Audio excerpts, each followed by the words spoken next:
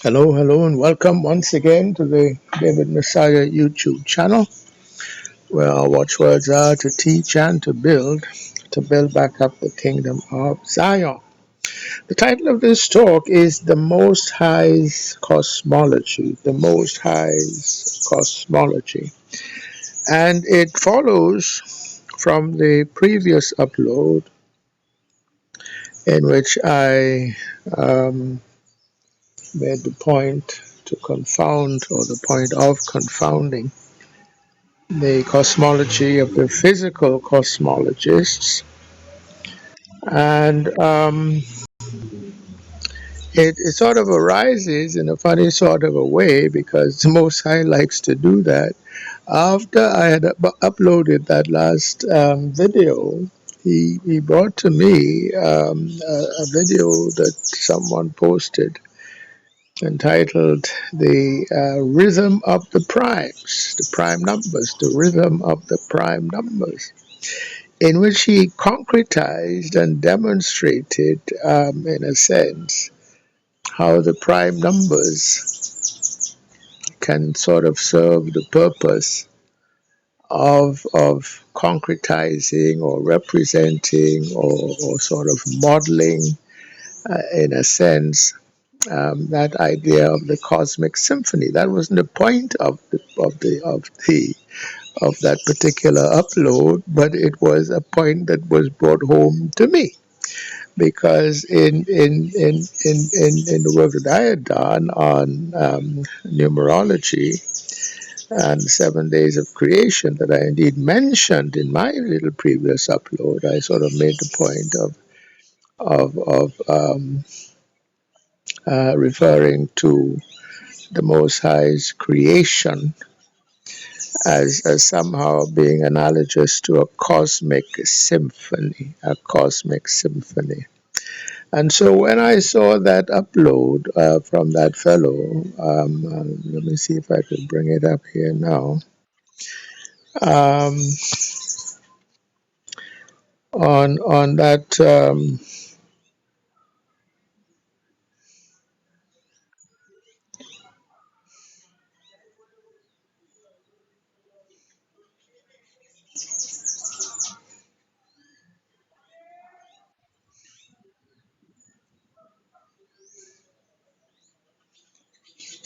yes, it comes.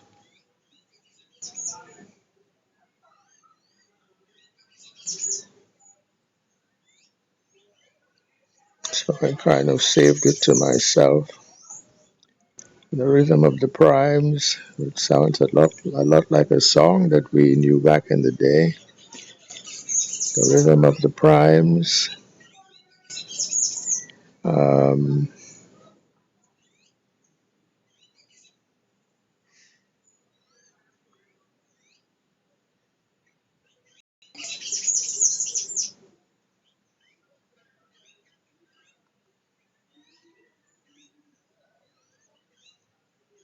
it's not a clickable link. I'm sorry. Let me see if I can.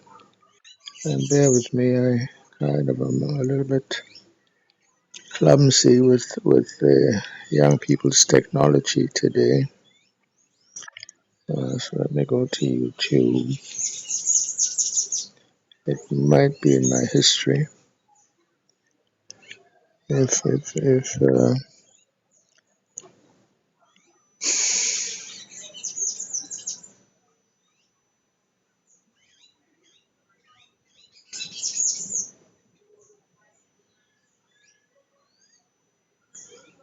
well, I remember the name of it anyway.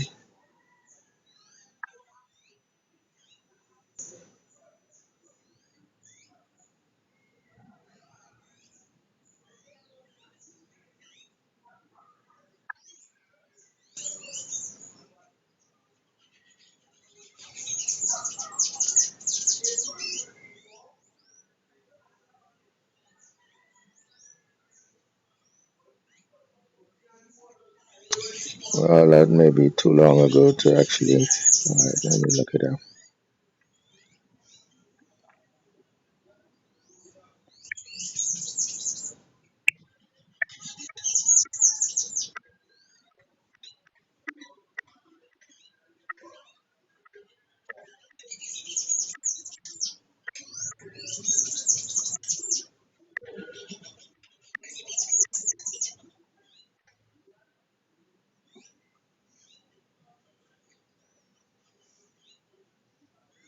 Yeah, here it is, fellows. Mark Evanstein, the rhythm of the primes.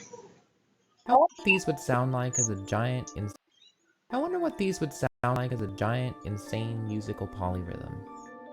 Well, if so, you're in luck, because we're about to explore the rhythms of the primes. Okay, and he brings up the sieve of One of the simplest Eratosthenes. ways of finding prime numbers is called the sieve of Eratosthenes. The basic idea is that you start out with a list of positive integers greater than 1, and then repeat the following process. First, circle the next available number, in this So case this is a 8. great way of sort Then of cross out all of its multiples, in demonstrating this how you case get the the even numbers. primes. Then all we do is repeat those steps over and over again. We circle the next So available every number, which circled is number 3, becomes then we cross out the is multiples a of 3. prime number. Next, we circle 5 So the and prime cross out numbers its multiples, is then 7, developing this way. then 11, and 2, so 3, on and 5, so on. 7, In each case, the circled number 11, is prime, 13, because if it had a divisor other 17, than 1 or itself, 19, it would and have been so crossed out forth. So already. those are the prime It's a numbers. simple, elegant algorithm And that results in all here the is a prime numbers being circled. the simple sort of way in which you can now develop the idea of the rhythms of the primes or the polyrhythmic primes. And it kind of caused me to laugh in a way because it is such a beautifully simple concept, and yet it encapsulates so much because the number one in this scheme is actually not nowadays defined as a prime, but it is the unit in a scale, if you like. It's a beat. One every passage of 1 unit of time is a beat. Okay, so that's number one. Now, like, so if you have a beat every second, or if you have a sort of a rhythm which is played every second beat, that is a rhythm. Okay, it's associated with the prime number two. And if you have a rhythm that is played, so to say, every third beat, then you have a beat associated with the prime number three. So if you just do that combination, every second beat, every third beat, playing, say, the head of a drum, you have a polyrhythm. And now if you add to that a beat associated, or a rhythm rather associated with the prime number five, so that every fifth beat you hit the drum. Now you have you add to that polyrhythm. And if you do that for the number seven, the next prime, again you add another polyrhythm. And again the next one would be 11. If every 11th beat you hit the drum, that's another polyrhythm. Okay, and this is true for every prime number going off in effect to infinity, because there's an infinity of primes. Okay, so you can sort of model the prime numbers musically as a polyrhythm. Okay, with in a sense with no end to the number of rhythms in the polyrhythm, if that makes sense to you. Now, there comes a point where you must also change the meter. The meter is sort of how quick a beat is. Okay, so you can have a slow meter. You can have a steady meter, which is what we associated with of 1 hertz, roughly the passage of time associated with a heartbeat. Or you could speed it up, or you could slow it down. But when we get to the huge prime numbers, obviously, if you taking a beat to be say like 1 second, and you have a prime number that is say like over a million in terms of its magnitude, you can't wait a million seconds to get the next beat, and somehow that wouldn't work with our the way we are made up. Okay, I'll be dead by the time the next striking of the drum takes place. So you now have to change your meter. You must now speed up the scale. Okay, but you get some, and he demonstrated it by writing a little computer program essentially to demonstrate the rhythms of the primes, and it produces actually some very beautiful polyrhythms, beautiful music. Of course, we know, we people, we the Negro, know a little bit about polyrhythms. We're expert at that right here in Trinidad. Some of the best drummers in the world, and I don't say that just from vanity because I've been around the world. Okay, I've been, for example, to Ghana, and I know the Ghanaians. Yes, they have good drummers, but our drummers, in my opinion, I may be wrong. There's some subjectivity to it. We have drummers that are way better than the ones in Ghana. And I've been to Nigeria. Okay, well, they get kind of, I can't say that we're better than they are because they have some pretty good drummers in Nigeria. But the thing about the drummers here in Trinidad is that we somehow have the best of the best. I don't know if that is true, accurately. I can't support that with any sort of historical or historiographical evidence. But because we've had people come from all over, we have actually a sort of a combination of rhythmic, of drumming styles that are part now of the fabric of Trinidad. And that's partly why our musical sort of output is in a way so vast. So we have the styles that come out of Nigeria, because a lot of us come out of the Yoruba people. We have styles that come out of Congo. We have styles that come out of Cameroon, I know that, of the Igbo people.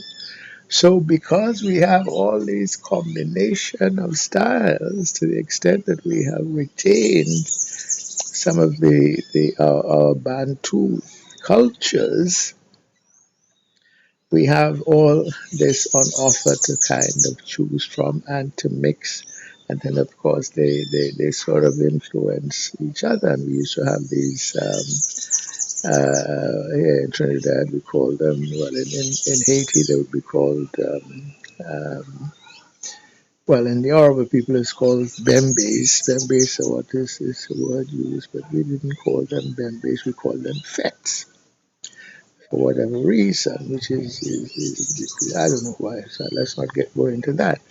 But my point is that the polyrhythms and polymeters of the primes give a model, a musical analogy for the cosmology of the Most High.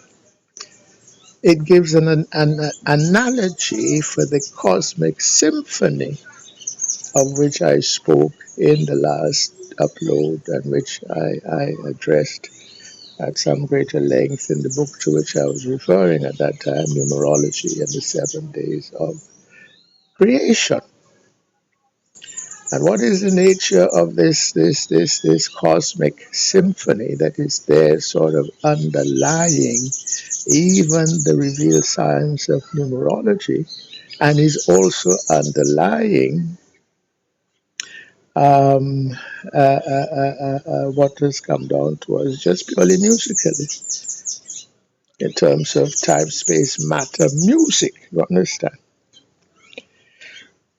Numerologically, the idea was, and this was the whole point of the book on numerology, was to extend what we know as to material acoustics, time, space, matter, music,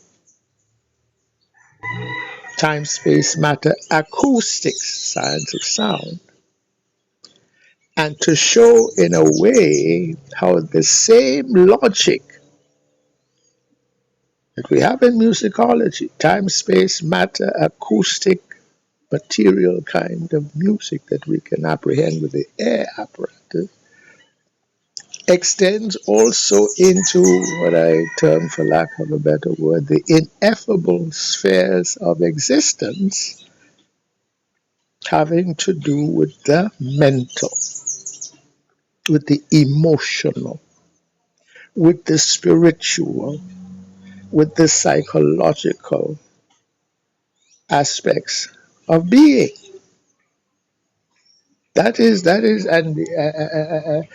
that is all there in the Most High's cosmology. Because what he also let us to know, if I may now go to the book, um,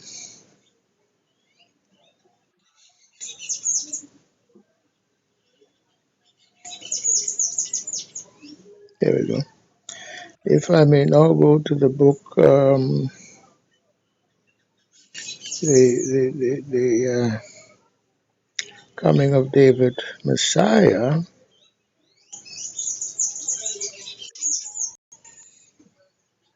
the point I made about the task that was given to the last days Moses, in that scripture that I quoted from, um,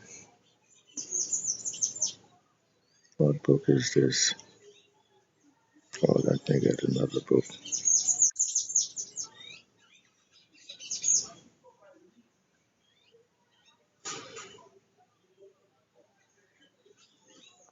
Yes, in that scripture I was quoting, in which I was making the point that the job of the last days Moses is to instruct, a kind of a thankless task for which he would not be celebrated, rather rejected and despised, because that's the nature of the one who comes to instruct. People kind of have a problem with that. Anyway, that's another thing. And he will be the instructor of those who will lay the foundations of a new society among the children of men. Well, the predicate to that was there in see the book of Moses, chapter 5, verse 24. And let me read it. There shall be among them a Moses like unto me, who shall bring forth the words of this book, see the book of Moses, and of others which shall be jointly sealed to this, which was there in the sealed portion, to complement the essence of the truth which hath been hidden. Hidden is the key word here I want to bring to your attention, in the midst of the scriptures of prophets of God. So that the Most High's cosmology is already there, it's written in scripture. And it's sort of spread throughout scripture. A good part of it is right there in the book of Genesis, but it is hidden in the book of Genesis. So that many would read the book of Genesis and they would not get it. You understand? And so part of what I am called to do is being to tease out that cosmic, that understanding of the cosmic symphony, which is hidden in the scriptures. And part of what's hidden is this sort of, polyphonic, polyrhythmic, polymetric kind of understanding, which can be associated and demonstrated as the brother there, Mark Evanstein, has done, that is resident amongst the prime numbers.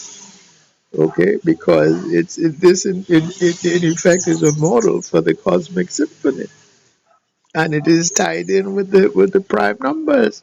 That's one of its sort of, if you like, functions, because there's no end to the number of polyrhythms that one can generate doing it that way. And why is there no end to those polyrhythms? Because the prime numbers go on to infinity. There's no end to the prime numbers, and therefore there can be no end in principle to the number of polyrhythms. And guess what? Everything in creation has an associated vibration. And this is one of the object lessons that come out of this real science of numerology. That is what thingliness means. A thing of creation. Now, not Moses, Solomon made the point that there is no new thing under the sun. Well, okay, that's a nice little conundrum to address. If there's no new thing, that is suggesting that, well, there's only a finitude of things in creation. Well, okay, it may be a large finitude, but it's still a finitude. Okay, meaning to say it is not quite infinite. Not that it cannot be infinite, but for the Most High's own purposes, he is a very high infinite, a very high finitude, because if you look at the 7 days of creation, when he brought forth everything that is in his cosmological creation, okay, like on the third day, he brought forth the earth out of the waters, and he gave us the trees and the grasses and everything that is there. And there is it seems as to be an infinitude, isn't it? Because there's sort of no end to anybody who is a sort of what they used to call a naturalist, going about sort of categorizing all the things in creation, all the different herbs, all the different animals, all the different fauna, all the different flora in the sort of the mundane sort of plane, and then when you go down to the microscopic, you have another kind of no new thing, but it's there's so many of them, it might as well be infinite. Okay, it was always sort of possible to find some new thing that nobody had classified before. And right here in Trinidad, man, there's so much of fauna and flora. There's certainly, I think, some, which some people put their names to, because they were the first to sort of discover it and categorize it and so forth, whether of fauna and even of flora. Sorry, whether of flora, whether of fauna, and even of, I'm getting myself confused in my own mind here now. I was kind of referring not so much to the fauna as to the flora. We have some flower. There's a particular flower that is sort of, the national flower, which I'm not sure is found any place else. There's some orchids, which I'm not sure are found any place else, and so on and so on and so forth.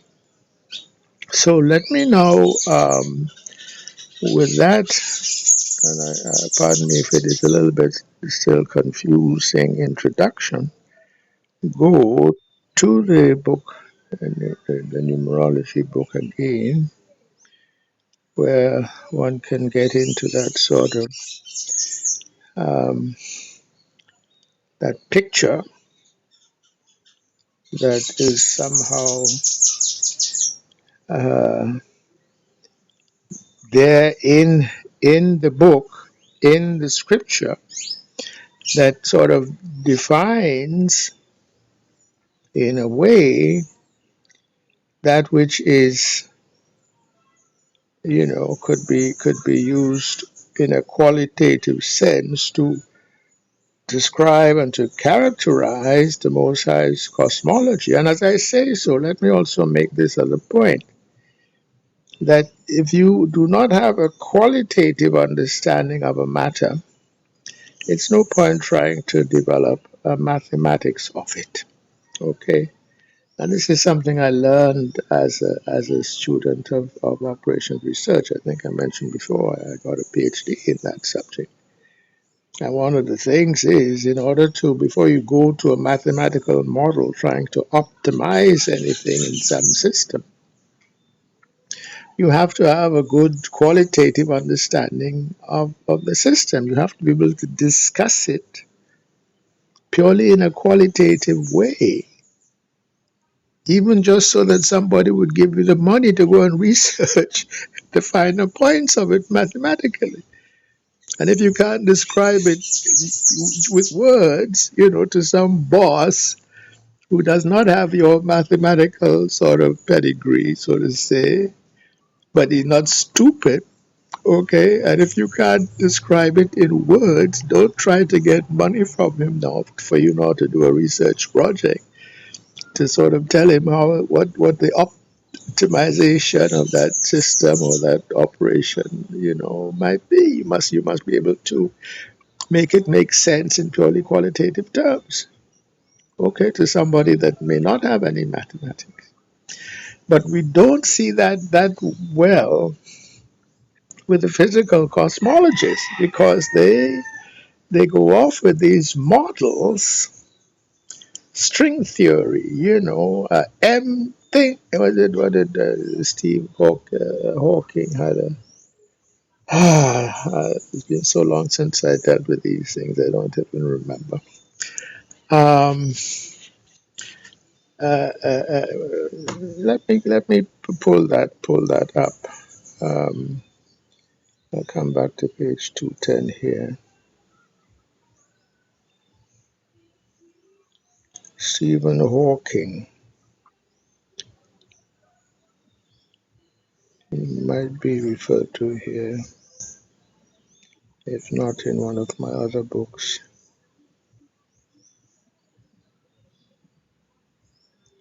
No, he's not in this one. Bear with me, please. I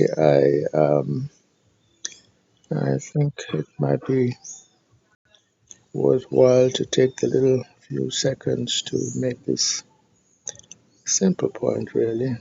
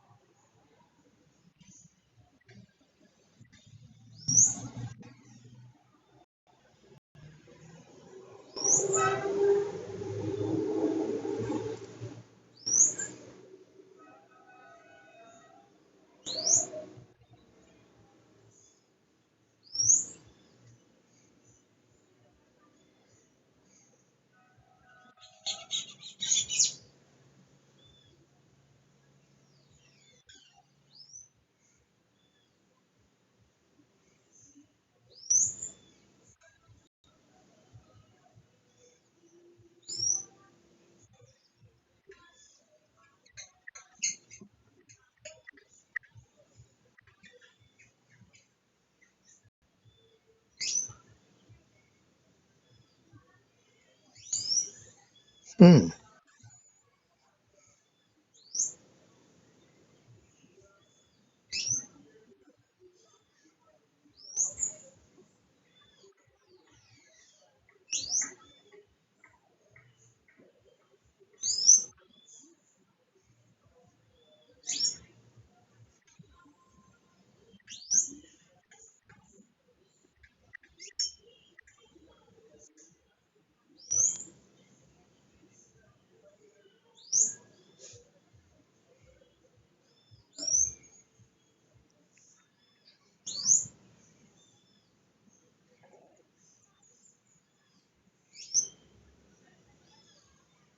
Here we go. The grand design. Well, I thought it was in the title to the book, but no, this was where he talked about string theory.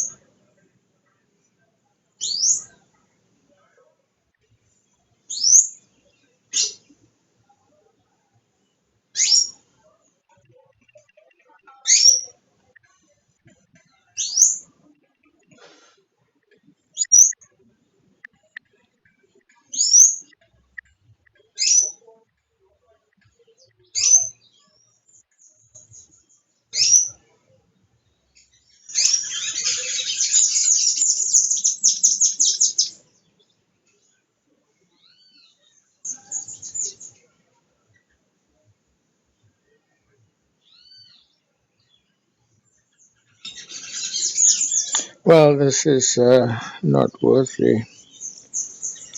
The juice is not worth the squeeze, as I heard Scott Ritter to say recently. Nice little marine metaphor.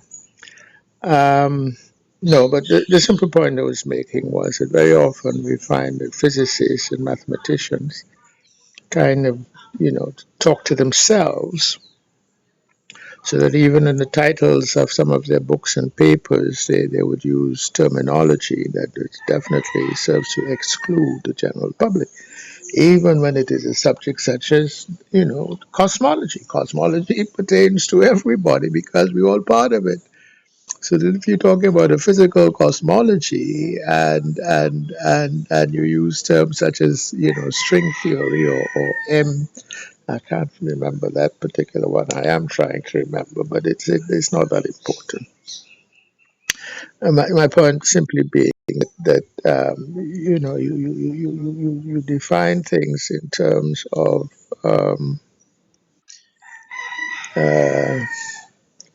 of the terms of the mathematical theory that you're sort of bringing to bear on the problem rather than focusing on the problem. Okay?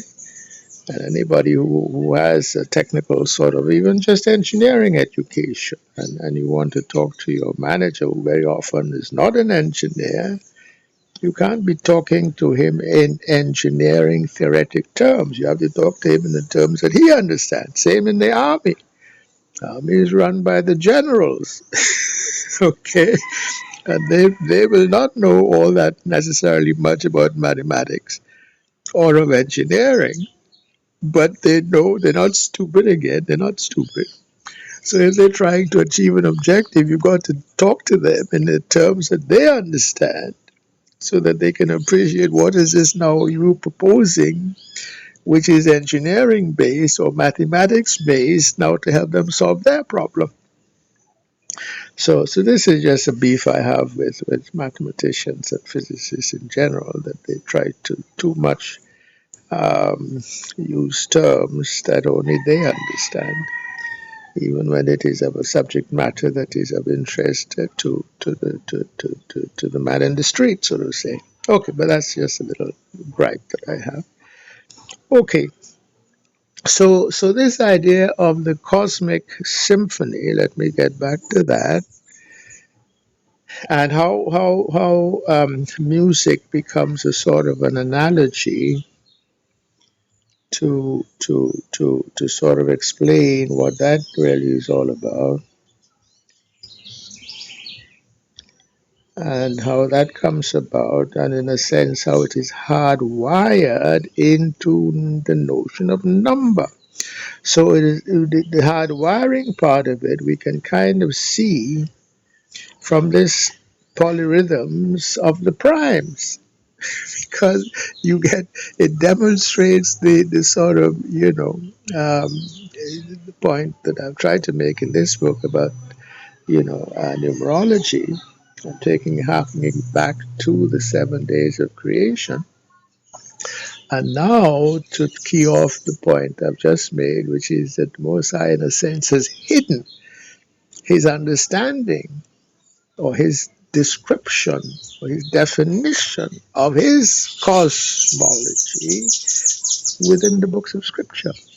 And if you have a numerology that is basically combining the physical type space matter ideas of wave and of vibration and of acoustics and of musicology, and showing how it is completely analogous when we go into the ineffable spheres of the mental, the spiritual, the psychological, and etc.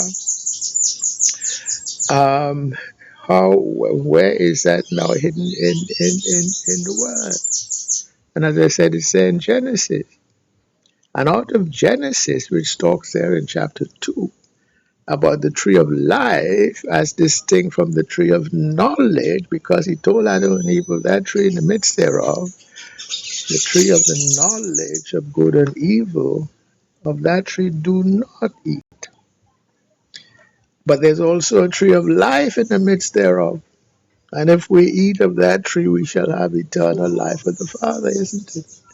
Well, that is alluding to now his description of his cosmology that is now come to us and misnomered as Kabbalah, misnomered as the tree of life diagram, as being a sort of a description of the unfolding, the cosmogonical unfolding of creation from that sphere above the tree of life, which I had a whole upload on that some months ago now. I'll put a link to it. From the Eshof, the Eshof being above the tree, that state of formlessness, and which is sort of, alluded to in Genesis chapter 1, and the earth was without form and void. Because the Eshof is Hebrew. Is just a word that we still use amongst our Negro people to mean the absence of or the negation of something. I ain't vexed with you. In America, I think you tend to harden that and say, I ain't. In Trinidad, we just say, And in the Hebrew now, they want to write it, spell it as AIN. And of course, once it's spelled, you kind of put a spell on it in effect. We know what it says ayin, so kind of we read it as the ayin or the ain so. Well, when you look at the origins of that, well, the Paleo-Hebrew basics of the word sof, what is referring to it is actually shof, and the letter sha is there referring to teeth, and the letter pe is there referring to the mouth. So shof is saying no face and no teeth. Sorry, no mouth and no teeth, which is a way of saying no face. So the Eshof is that aspect of existence, which is the most high existence at that point. This is before God had a face. You understand? That's what I was saying in the kind of concrete terms that we, the Hebrews, like to use and do well understand. We say before God even had a face. And before he had a face, he nevertheless had the sort of essential qualities of mind and of matter was there with him even before there was any quote unquote thing in his creation. Okay? And the unfolding when he sort of decided, because he creation is an act of will. And for it to be an act of will, it also has to be an act of consciousness.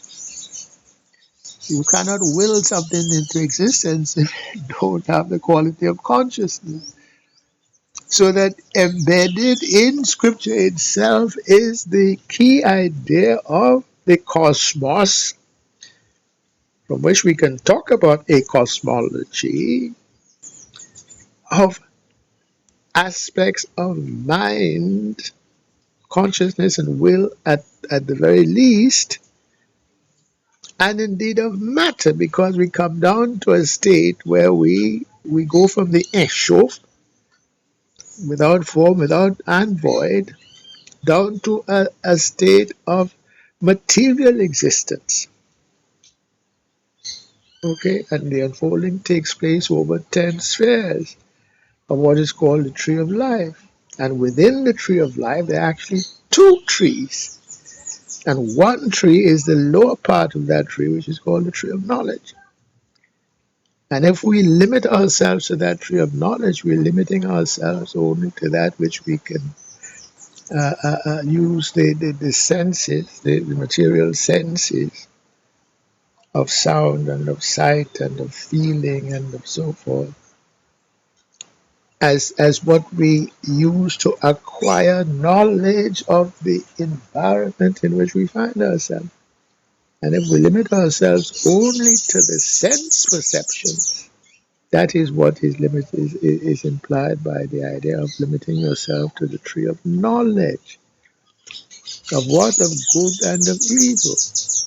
Because it is from that that we decide what is good, meaning pleasant or pleasing, and what is evil, but only in the sense of what is not good. Okay, so you might say, well, okay, eating pork is good because the pork smells good, it tastes good, and guess what? It doesn't, at least not immediately, it doesn't cause us any harm, does it? And the bacon goes very good with the eggs in the morning. But if now he says, okay, he gives us a law, thou shalt not eat of that one. Now we bring in an additional concept, which is that of righteousness. And it is associated with that concept of righteousness as opposed to good and evil, which is sort of alluding to the idea of a tree of life, per se, as distinct from the tree of knowledge of good and evil. And the idea is that we are to go back from a state, that thingly state, that state of feeling separate from everything else in creation. Okay, and that feeling of individuality, even amongst the many that is there in this huge cosmos. We do have that sense, okay, where we are limited to what we can see, feel, taste, touch, hear, and so forth in our immediate environment, and including even this idea of the polyrhythms of the primes. Now, we certainly learn very quickly how to make a drum and in effect imitate the Most High by creating things out of our imagination, out of our own will, out of our own consciousness, whether using tree of knowledge or whether using tree of life or both to do similar. You mind thing? Would would I'm making a video if you don't mind. Yeah. So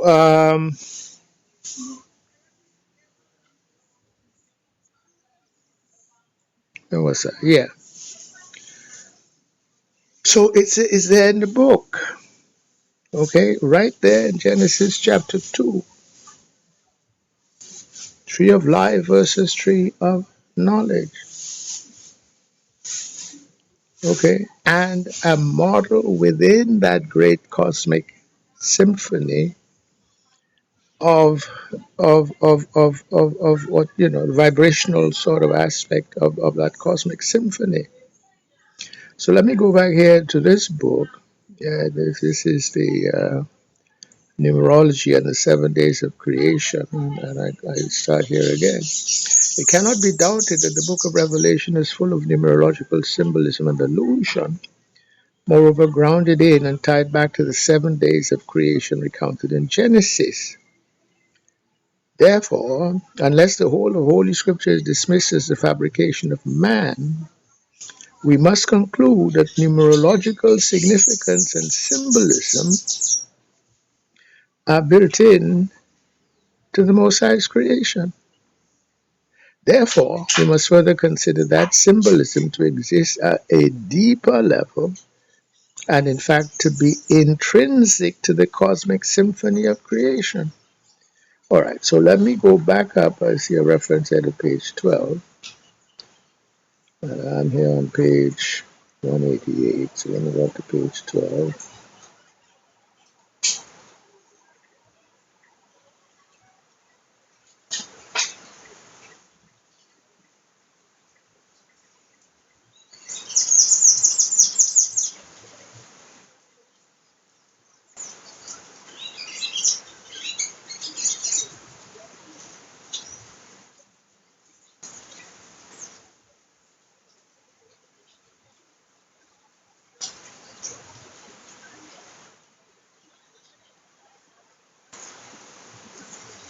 So just to nail down this concept and to just concretize it even further, and let me indeed go to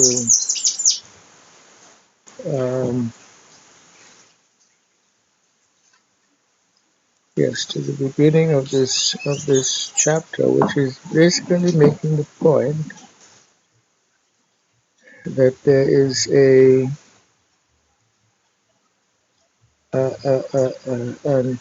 analogy between the sort of acoustic principles that we find in the physical sphere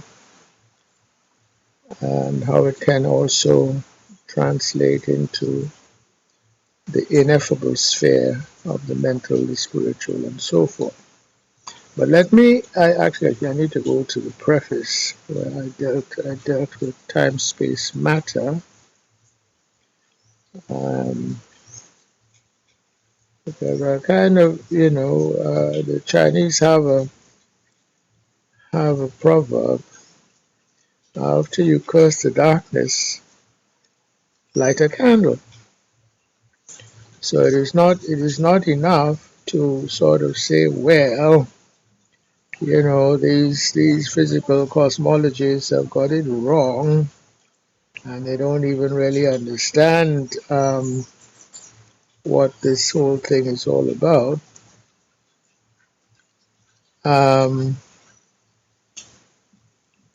and they're so wrong that under their own tenets, they've sort of um, convicted themselves, impeached themselves, because now they find that the world is not heliocentric as required under the Copernican principle from which they've been proceeding, because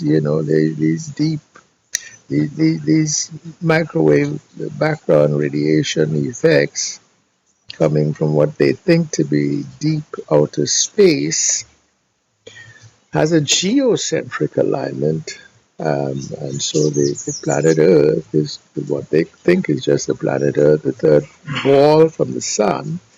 In fact, is not. Rather, the sun is actually quite much smaller than the Earth and is rotating in that firmament. Okay. Um,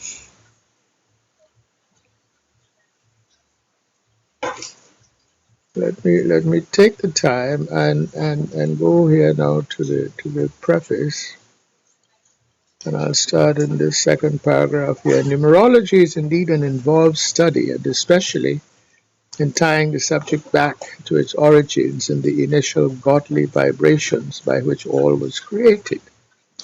On the first day of creation, the Most High created light. This laid down the first fundamental vibration, for as is well known today, light is an electromagnetic variation. Certainly we know light to exhibit qualities of a wave, as is evidenced by the two-slit experiment in physics. Light also behaves as a particle. It may accurately be modeled as a stream of little billiard balls that reflect off mirror-like surfaces in a predictable manner, analogous to how billiard balls bounce off the edges of the billiard table at each other. Light particles, and that is a quote-unquote reference there to particles, also refract in a predictable fashion when entering from air into and transmitting through other media like water that are transparent to light. In physics, light is often spoken of as having a dual character, wave and particle.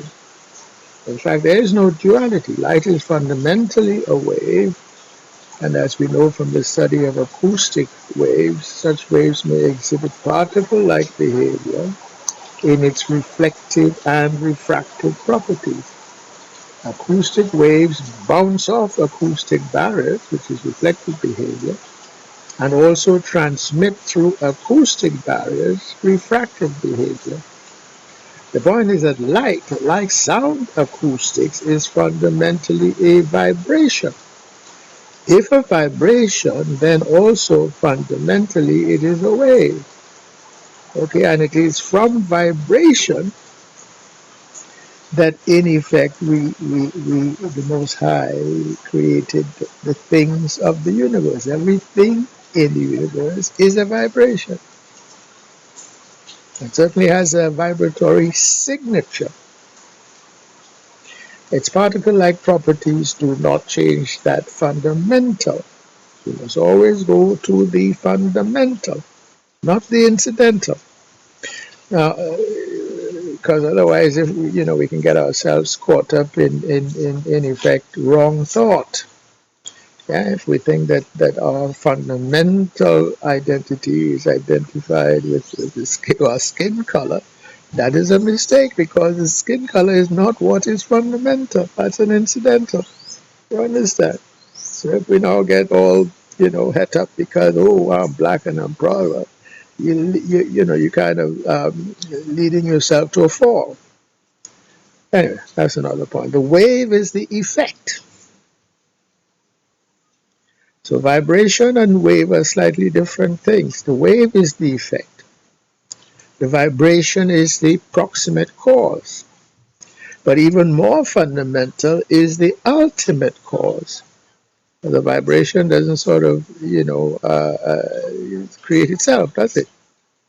Which lies in man's or in God's will in initiating the vibration in the first place. For example, if we bang on a drum, that act sets up a vibration in the drum head. The animal's skin or other membrane stretch taut over the drum frame.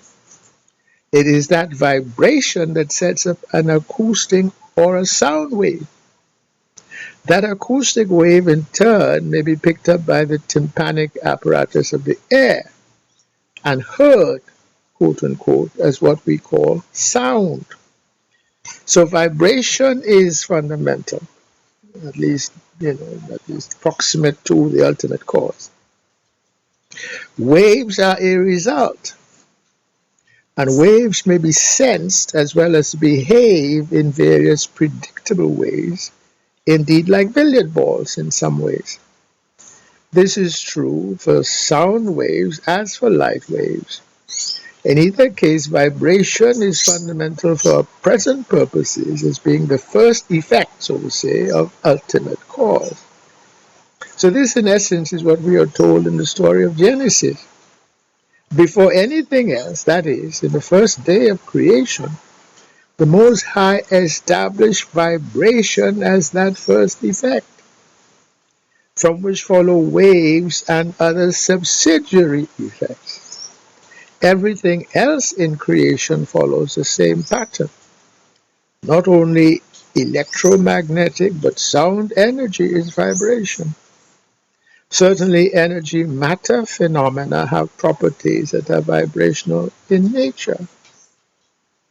And examples that could be found, even for example, there's even the idea of the atom. That's a kind of a vibrating sort of entity there, um, and even how the periodic table of the elements emerges. You can sort of explain it in terms which are very similar to the way we look at acoustics.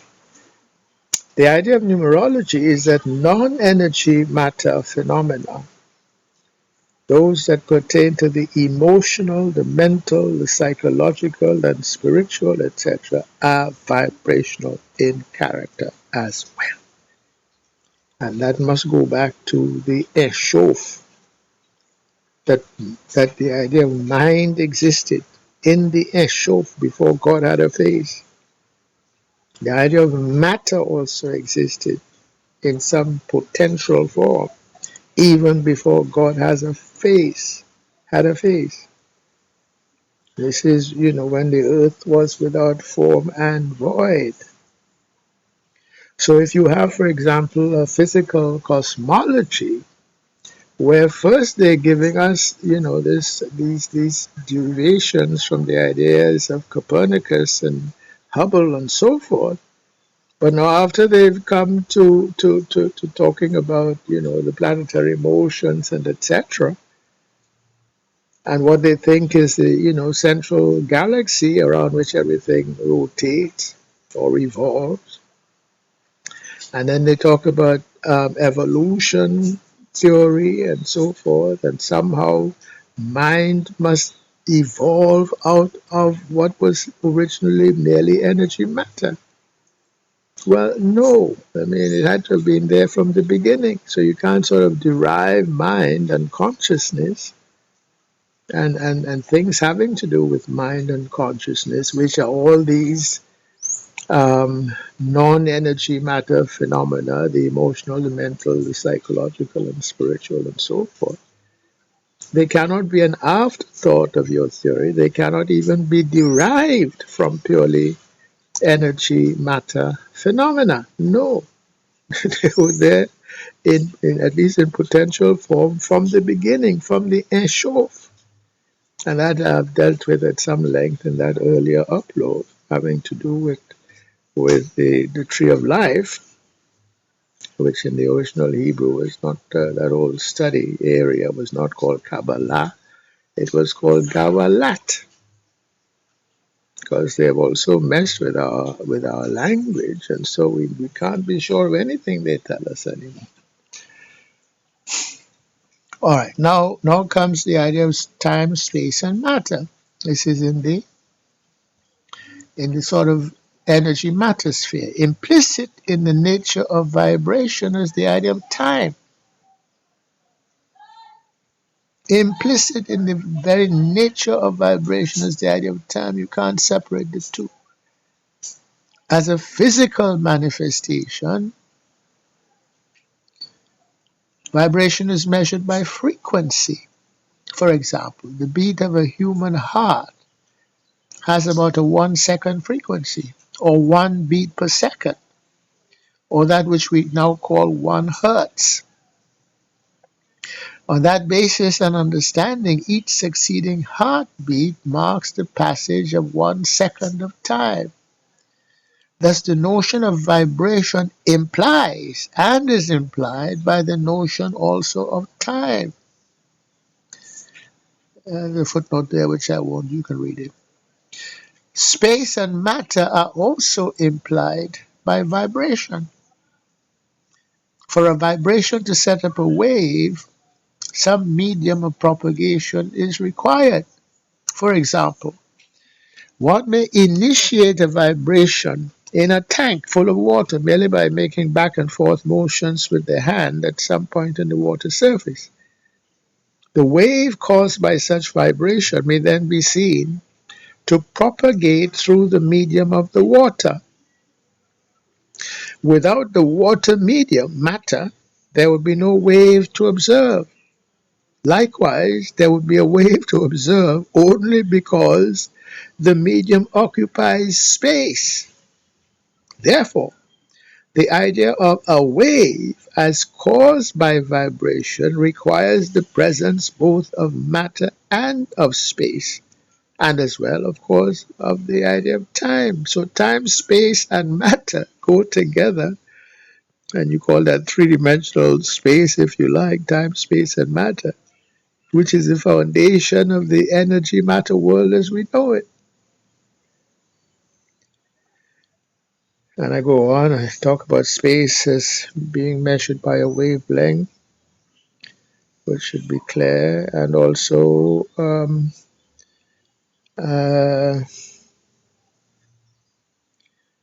the idea of matter. Also, a lighter liquid such as water may be distinguished from a heavier liquid such as molasses in the same terms. Greater force is required to establish the same frequency of wave in the denser medium. Hence, for a given volume of space, the denser medium constitutes a greater volume of matter. So, time, space, matter, which we are familiar with. The point here is not to give an exhaustive discussion of vibration and waves. The point rather is a simple one, that vibration as such is fundamental to time, space, and matter. Moreover, and this is the point, vibration as such is fundamental to all other aspects of creation, specifically those pertaining to the mental, the emotional, the psychological, and the spiritual. For example, the mental aspects include intelligence in its various qualities. Intelligence is not some one overarching thing at all. It has very many dimensions. For example, cleverness, cunning, wisdom, understanding, empathy, among others. The emotional, which has to do with what sort of drives you toward something or drives you away from something. Anything that when you find yourself being driven towards something, that means there's some emotion in play. Or if you find yourself being driven away from something, again, emotion is in play.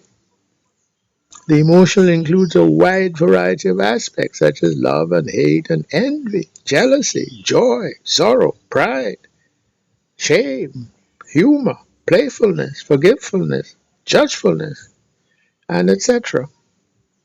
The spiritual includes the mental and emotional aspects, as well as moral and other aspects that specifically tie the mere creature back to its source, the creator, the giver of meaning and purpose to life. The psychological may be understood as a secular understanding of the spiritual. It includes all of what is connoted by the latter, but seeks to do so without conceding the existence and function of the Creator. The main point is that all those aspects connoted by the mental, emotional, spiritual, and psychological are no less real than time, space, and matter, and subject to the same ultimate cause, the Creator, and subject also to a similar logic, namely that of vibration, of waves, and of associated cycles. The science of numerology captures some of that logic. Okay,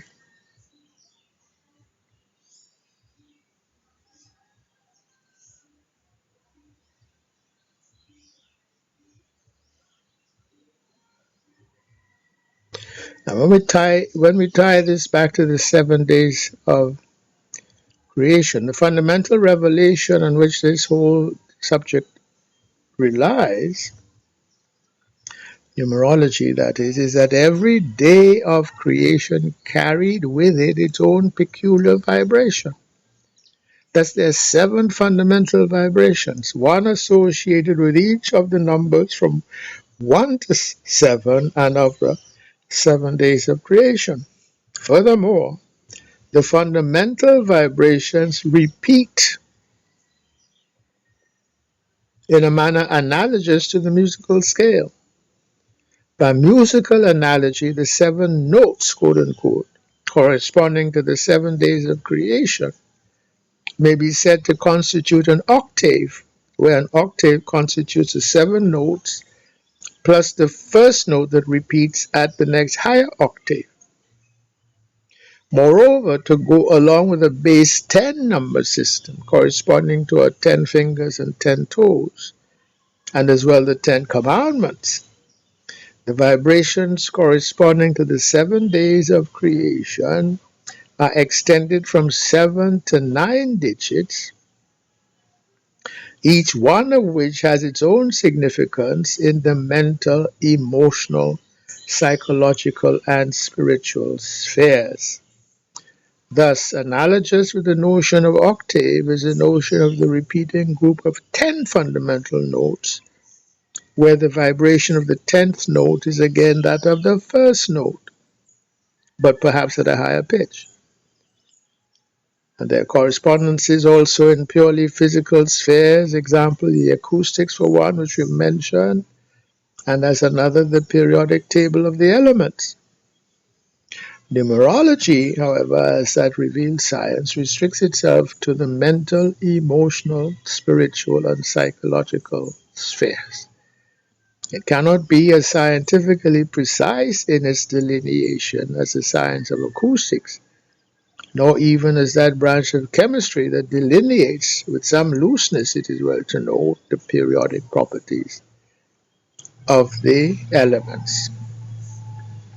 So the mental, emotional, psychological, and spiritual makeup of a person, or indeed even a collective such as a tribe, a nation, or a society, will be consistent with its numerological or vibrational signature. That signature will be encoded in particular in the name given to the person or collective and also in the date of its coming into being.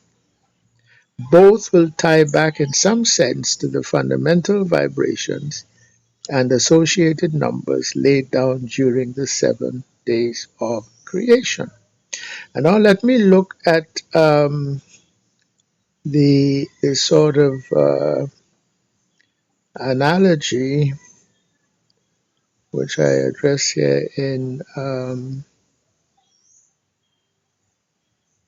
the first chapter, and that analogy has to do. Oh, by the way, there's a table of contents. So there's a broad frame, so to say, and then each one of those vibrations is described,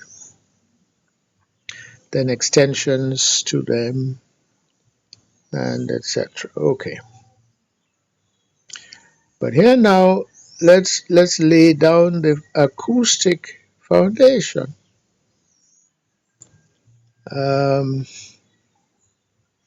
and that acoustic foundation we may find in the subject of musicology. So let me go here. Although numerology is not a branch of axiomatic mathematics, nor of physical energy, matter, wave mechanics, or vibration theory, we may nevertheless motivate some of its key principles using certain wave theoretic notions. There are three such wave theoretic notions that merit discussion in numerological context. One is the cymatic principle. Another is the additivity principle. And the third is the principle of periodicity and superposition. So these are taken up in turn. The cymatic principle is that one may be captured or captivated by vibration. In poetic terms, one may become entranced, entrained, or enchanted by vibration. We see this in the sphere of music, certainly. For music, which at some level is mere sound, certainly has the power to affect the mood and the psychology of humans, and indeed the spirit as well, whether for good or ill. And we saw that explicitly kind of given in 1 Samuel 16, verse 16, which, if you remember, when Saul kind of, the sort of devil came upon him, he would use David to play him some music. And when David played his music, Saul might relax, you understand? So music has a tremendous power, and I will deal with that a little bit when I talk about reggae music and and its connection with the Rastafari, and how a wrong idea, when it is propagated through music, it bypasses all our mental and critical faculty kind of defenses.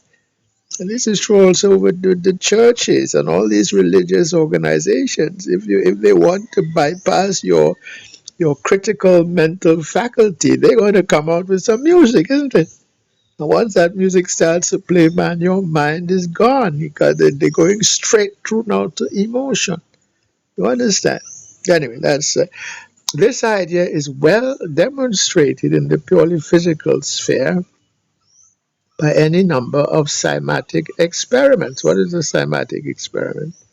Yes, here you go on YouTube. You can find various examples of that. There's a metal plate there to which is attached some kind of a device, and from that device they can vary the frequency of vibration, so they can impart a vibration to that metal plate. and you throw some salt or sand or some other kind of particulate substance of sufficient heft, so that when you excite the plate with this whatever frequency of vibration, and you could vary it, the particles sort of array themselves into a pattern.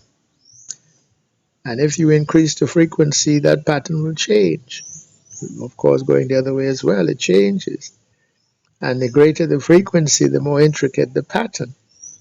And it is explained through the metallic plate will start flexing up and down once you have some exciting frequency applied to it. And and depending upon the frequency, you have areas of the plate which will, in effect, will be at rest, even though the plate as a whole is going up and down, but is doing so in a way that there's a sort of a grid pattern of how that flexing takes place. So in the areas where it is flexing up and down with some positive amplitude, the particles cannot rest, but they come to rest in those areas in between where the sort of net amplitude of vibration is close to zero. Okay, so it gives a picture in the physical, in the sort of time space matter, energy matter sort of subspace of the grand cosmology, if that makes sense, of how now in the numerological, the larger sphere, that the mental, the emotional, the spiritual, and so forth, how a personality can become entranced or captured or captivated, or whatever word you want to use, by certain kind of vibrations now of the ineffable spheres. You understand? So this is a cymatic principle. Okay, and a lot of this is at the back of magic. Okay, when somebody sends some curse upon you, part of it is this. And sometimes it is purely sort of herby chemical or drug induced or what have you. So let me carry on. Um, well, let me read it. Figure 1.1 is a demonstration. In such an experiment, a source of vibration is attached to a rectangular steel plate upon which is thrown some quantity of some grainy substance of requisite heft, example, sand or salt. In general, it is found that the grains arrange themselves in some symmetrical pattern that varies with the frequency of the exciting vibration. Moreover, the higher the frequency of vibration, the more intricate the pattern. The pattern observed may be explained simply in terms of the standing waves generated upon the plate. The plate flexes up and down in response to the vibrating frequency. The grains settle into a grid formation because the particles cannot remain where the plate is flexing up and down, but can settle into those areas where the standing waves are at rest. That is where the amplitude of up and down motion is zero. Now, this is a graphic demonstration of the simple idea. Remember, this is called the cymatic principle. That as the particles may seemingly become entrapped into a grid pattern as an effect of the vibration, so too we may as individuals become entrapped by celestial vibrations established at the time of our birth and or imparted by the very name by which we are called repeatedly over a lifetime. And from the alternative perspective, the spaces that remain free of particles may be considered as representing, in some sense, the areas within which the soul, under cymatic influence, may dance, while the areas where the particles settle to form the grid pattern are the contrary areas of rest. The cymatic experiment is a demonstration in the physical of a phenomena that applies as well to the mental, emotional, psychological, and spiritual spheres. So you see, so we're going from the physical model to now a model that also applies in the mental, emotional, and spiritual and psychological spheres.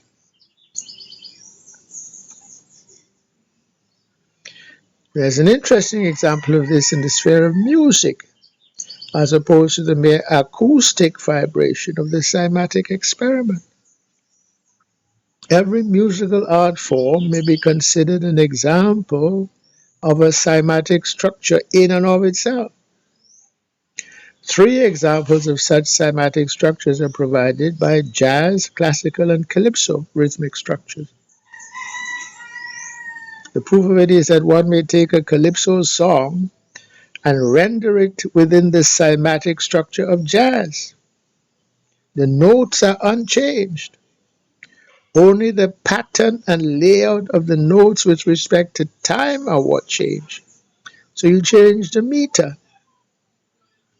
The song remains identifiable, but in some essential way, the cymatic vibration has changed and the song is no longer quite the same. The same may be done to a classical piece, classical to calypso, say. And indeed, all the other possibilities are present and have been tried, certainly by the steel band musicians of Trinidad and Tobago, who have a tricultural, at least, musical heritage. Calypso and other local and Caribbean forms, jazz, soul, R&B, and related American Negro forms, plus Western forms, including classical. There used to be a carnival tradition among the steel bands of taking a classical piece and rendering it in calypso form for the carnival jump up, usually to delightful, certainly playful effect. It is at once both mockery of and homage to the classical greats. It is a syncopation in the large that works, I would suggest, because the play is upon the cymatic structure of the classical art form. It is deformed and reformed into the cymatic structure of the calypso. This observation suggests another point. The idea of a cymatic structure in a multidimensional space embracing mental, emotional, psychological, and spiritual aspects within which the human personality may be in some sense trapped must not be taken too far. Just as a musical piece may be transformed in its essential vibrational quality by rendering it in different musical form, for example, calypso to jazz or back to bebop, the human personality is well able to transcend its preferred cymatic home structures. That is what actors do. Take on new cymatic garb, as it were. How convincingly is a matter for the actor, his cymatic home, and that required for the role he is asked to play. Some actors, for example, Laurence Olivier, Denzel Washington, can play well so many widely divergent roles, one begins to wonder if they even have a cymatic structure that they go home to, and so on. Okay, so this is the first sort of principle, the cymatic principle. Um,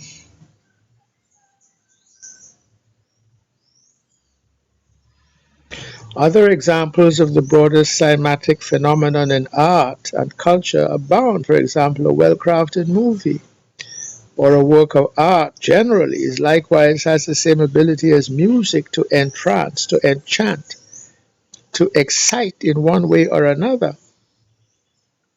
In that way, every art form is like unto every other art form. But not only art has that ability. For example, the smell of a perfume has the ability to enchant and to entrance. A taste, often in combination with a smell, likewise has the same ability. And both, separately or in combination, have the ability to trigger memories and emotional associations, affecting mood thereby. And perhaps most powerfully of all, drugs and mood altering herbic chemicals certainly have dramatic power to entrance and entrap even to the point of destruction, the human personality. All of these examples represent vibration, albeit necessarily in some abstract sense, but well likened to the various kinds of patterns thrown up by cymatic experiments. Therefore, it seems not too much to suggest that everything in creation is vibration at some level. The Most High is that ultimate cause that sets up the means and mechanisms of such vibrations, from their grossly physical manifestations to those of the most sublime and ineffable forms. Okay, so this is the idea of the cymatic principle. Then, in addition, there is the additivity principle, which is a very simple one, which we just now illustrated with the polyrhythms of the primes. Because we are given simple additive rules by which the vibrations associated with different numbers may be combined to give a net result.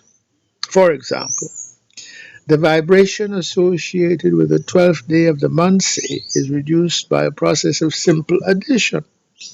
That is, 12 reduces to 1 plus 2, which is 3, to give a reduced overall vibration of 3 for such a number. Here the symbol, which is the arrow symbol there, may be read as reduces 2. This simple principle of additivity has some justification based on analogy with what we know about physical vibration. For example, consider a simple vibration associated with a drum beat, 1 beat per second or 1 hertz. Call this the number 1 vibration. Now repeat the drum beat on the same or another drum, 1 beat per second. But do so with the difference that the second beat comes in on the half second relative to the first. Therefore, we end up with what? 2 beats per second. 1 plus 1 equals 2 in an obvious arithmetical frequency. So this provides an obvious vibrational analogy by which sense may be made of an additivity rule of numerology. Or at the least, the rule may be motivated as having some basis in an observable physical reality when we extend and apply the rule into the domains of the ineffable, the mental, emotional, psychological, and spiritual spheres which constitute the real world occupied by man. And then finally, there's the periodicity and superposition principle, which is that underlying musical notes, chords, and the harmonic series. This principle may be seen in some sense as emerging as an extension of the additivity principle as follows. If the frequency of 1 hertz is increased in the manner previously described for the additivity principle, there comes a point where the auditory apparatus of the ear and brain no longer may perceive the beats as such, rather only the frequency. For example, that note which we today call middle A is a frequency of 444 Hz. That frequency is perceived as a musical note entire. It is no longer perceived as a fast drum beat, rather as a musical note, with the full qualitative difference suggested by that term. The principle of periodicity and superposition applies to musical notes and their respective frequencies. If the frequency of note middle A is doubled, we again perceive note A, but now at a higher pitch. On the usual scale applied to the piano, middle A is called A4. Note A associated with the 4th octave. Thus, if we double the frequency to 888 Hz, that would be associated with note A5, continuing up the scale in pitch. Going the other direction, note A3 is associated with the frequency of 222 Hz, and so on. So all versions of note A have the same perceived quality or tone, but varies in pitch or frequency. Thus emerges the periodicity principle, in the sense that each note repeats as we go up the musical scale, with merely the pitch increasing at each periodicity. Moreover, notes may be grouped within octaves. Thus, within any octave, 7 notes may be clearly distinguished by our auditory apparatus of the air. Hence the term octave, which literally means a set of 8, with the 8th note being a repeat at higher pitch of the first note. Do, re, mi, fa, sol, la, ti, do.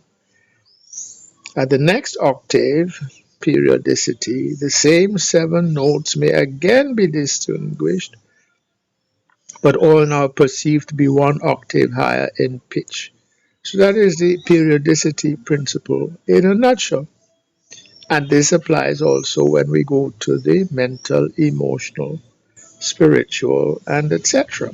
So that is how we could find a sort of a connection in qualitative terms between the vibration of day 1 and the vibration of day 8, which is where the 8th day is a sort of a repetition vibrationally of the day 1, but at a higher pitch. And also, there, there's a repetition when we go from day 1 to day 10, because 10 reduces back to 1. But, it's at a higher pitch, same essential quality is there, and it's now there's sort of there's no longer just 1 to 8, it's also now 1 to 10, you understand? Um, that was explained in the book. Further, there is associated with this periodicity principle a principle of superposition. That is, notes may be combined to yield what are perceived to be harmonious chords for certain combinations, or disharmonious ones for certain other combinations. Such chords are combinations entire, that is, perceived in their entirety. The disharmonious ones likewise are perceived in their entirety as noise, or at the very least discordant. So the superposition principle merely recognizes this psychoacoustic phenomenon. So we can kind of distinguish a chord as a chord.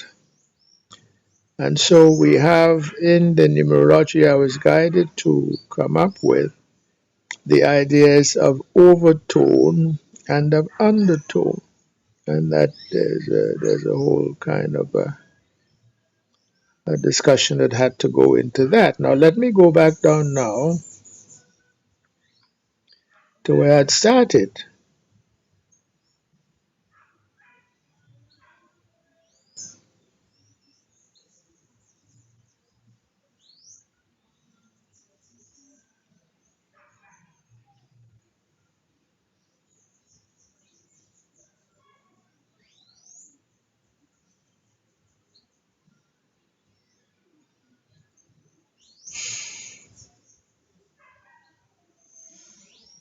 There was me a little bit. I'm almost through. Because we're coming back now to the whole cosmology question. Um,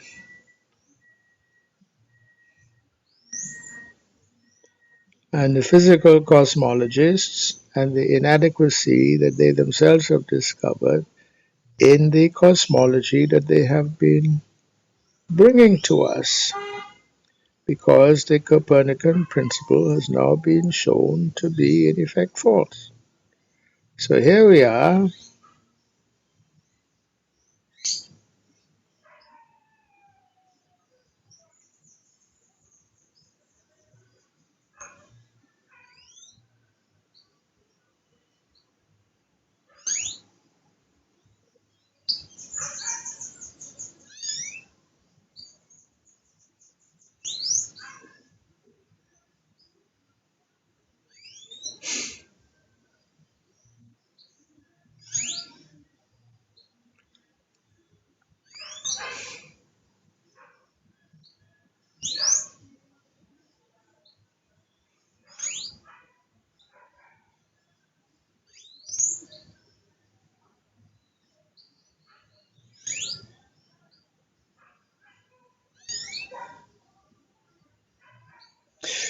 And I'll start here. Therefore, we must further consider that numerology and its principles have a deep cosmological significance, intended by the Creator, not only because it embraces ab initio, meaning from the beginning, from the Eshof, from before God had a face, the mental, emotional, psychological, and spiritual spheres of existence, but because it is an answer to the conundrum now facing the physical cosmologists.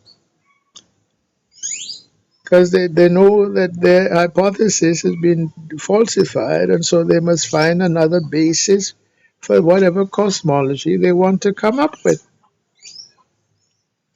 That conundrum has arisen because that which has been called the Copernican principle is now known to be false. Okay.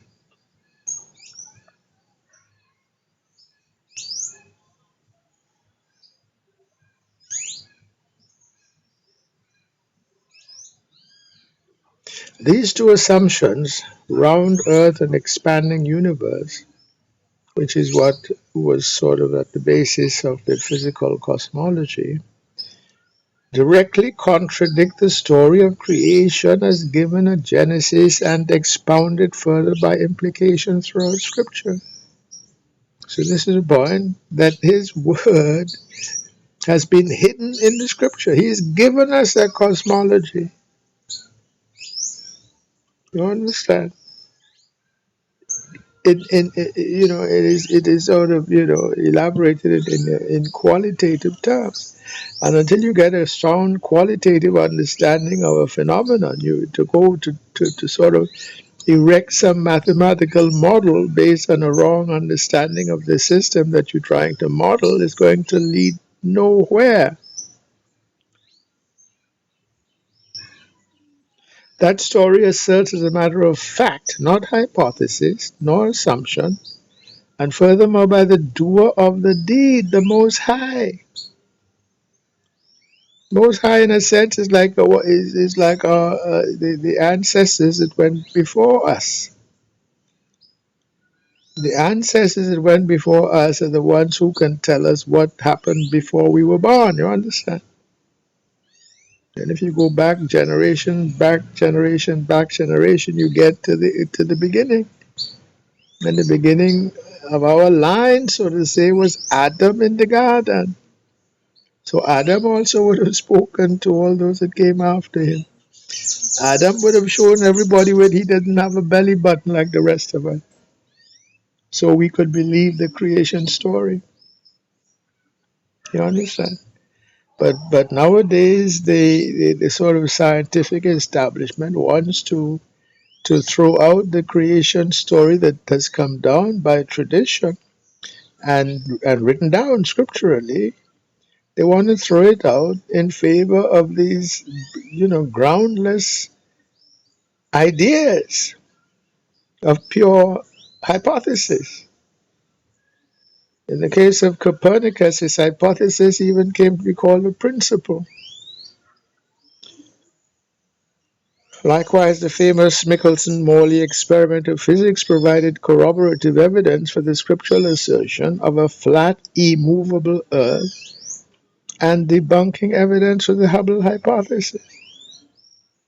The experiment showed no difference in the times taken for two halves of a split light beam to arrive at the photographic plate, despite traveling respectively in directions with and against the assumed very fast 67,000 mile per hour motion of the Earth about the Sun, not to mention the even faster assumed translational intergalactic speed, and so on. So they threw all of that evidence out and went into a make-believe world through Einstein, where the Earth was changed from being 6,000 years old into an imaginary spinning ball 4 to 5 billion years old, far from an imaginary center of the universe, that exploded 15 to 20 billion years ago, and at that beginning they maintained nothing exploded for no reason, giving rise to everything for no purpose. So that is now falsified and add. Okay. So let me now go to,